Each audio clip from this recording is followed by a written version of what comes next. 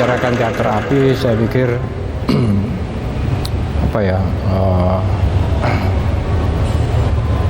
kita mulai membicarakan sebuah perjalanan teater di Surabaya yang mau tidak mau dikatakan menjadi tonggak sebuah teater yang kita umum disebut sebagai teater minikata, teater tubuh, teater alternatif, teater yang mencoba untuk mendistorsi yang namanya sesuatu yang realis, barangkali sesuatu yang mapan atau apa, sehingga di situ lebih menampilkan banyak simbol-simbol, banyak tanda-tanda dalam panggung itu sendiri. Saya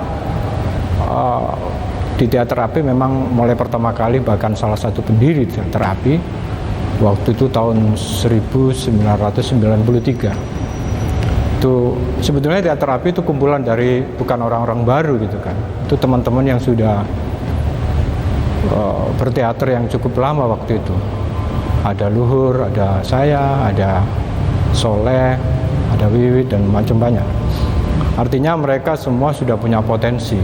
Mereka sudah punya banyak pengalaman di dalam grup teater masing-masing itu kan. Ya diakui enggak, teater api waktu itu gabungan dari beberapa kelompok teater yang mengalami ketidakpuasan terhadap proses-proses di dalam berteater gitu kan. Artinya mereka kepingin mencari teater-teater yang relatif baru.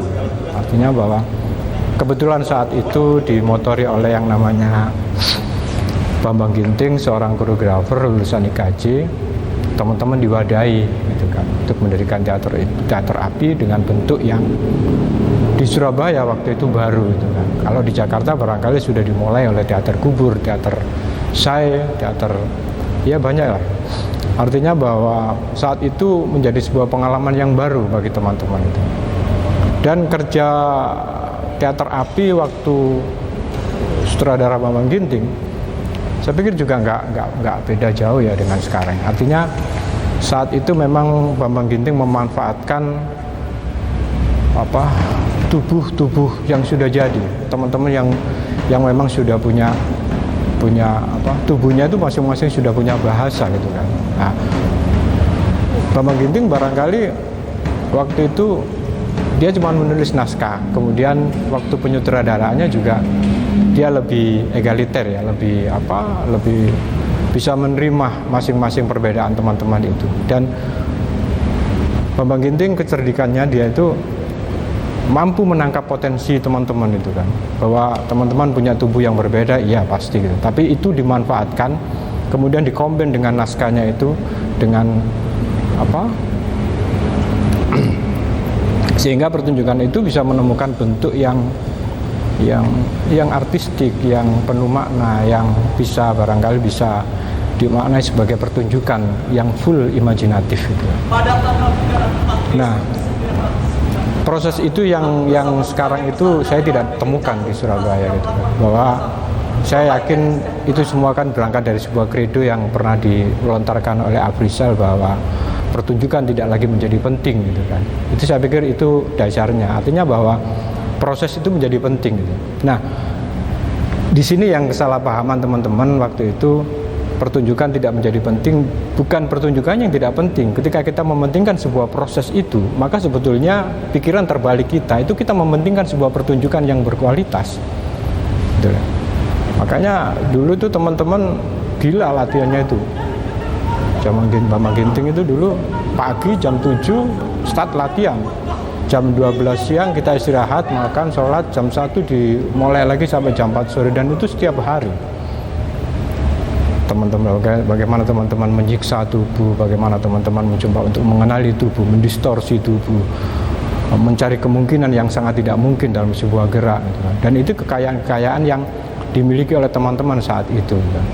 Sehingga ketika masing-masing aktor itu tubuhnya sudah terisi, sudah menjadi bahasa, saya pikir persoalan teks yang masuk itu menjadi satu kombinasi yang bisa melahirkan estetika, melahirkan simbol, melahirkan gagasan-gagasan gitu kan. Nah, kenapa saya katakan tadi saya tidak menemukan, ya barangkali saya bukan tidak menemukan, mungkin ada ya, cuman saya tidak tahu gitu kan, bahwa teater-teater yang mencoba masuk dalam dunia teater yang semacam itu, mereka harus memulai dengan pola dasar dulu. Tidak bisa ujuk-ujuk mereka membuat teater yang semacam itu. Ada dasarnya, ada alasannya gitu kan. Ada alasannya gitu kan. Seperti yang populer dikatakan oleh waktu itu oleh Budi Otong, sutradara teater saya. Kenapa dia memilih teater seperti itu? Karena teater realis bagi dia sudah tidak lagi mampu menampung gagasan-gagasannya dia. Dan saya pikir ini alasan yang penting, sehingga pemberontakan di dalam sebuah teater realis itu betul-betul terjadi sehingga memasuki pola-pola teater yang seperti itu. Dan ketika kita punya alasan yang kuat untuk masuk ke dalam sebuah teater yang seperti itu, ya apa ya, kita akan menghasilkan sesuatu yang memang berbeda, yang tidak ujuk-ujuk gitu, tidak tiba-tiba membuat teater seperti itu. Saya pikir ini yang penting, yang harus digarisbawahi. Itu yang apa ya. Terus ketika memasuki periode teater, ketika teater Api sudah ditinggal oleh almarhum Bambang Ginting, selanjutnya teater Api dipegang oleh Luhur gitu ya. Nah, ini saya sudah tidak masuk ke situ, artinya saya mulai untuk, ya saya pikir gini kan, teater Api waktu itu sudah berhasil menelurkan 3 sutradara. Saya pikir mungkin 3 ya yang saya tahu, nggak tahu yang lainnya, yaitu Luhur, saya, Wiwit gitu kan, yang saya tahu dia punya karya gitu.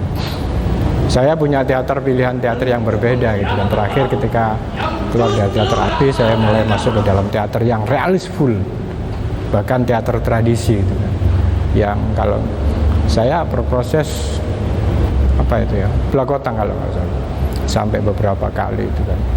Nah, saya sudah tidak mengikuti, cuman saya menonton apa yang dikerjakan oleh Luhur dan teman-teman. Saya pikir dia masih menerapkan pola yang hampir sama, artinya tetap konsisten dengan teater tubuh, bahwa tubuh menjadi pusat bahasa, tubuh menjadi pusat estetik, tubuh menjadi seluruh peran atau pertunjukan itu menjadi bahasa. Saya pikir itu kan.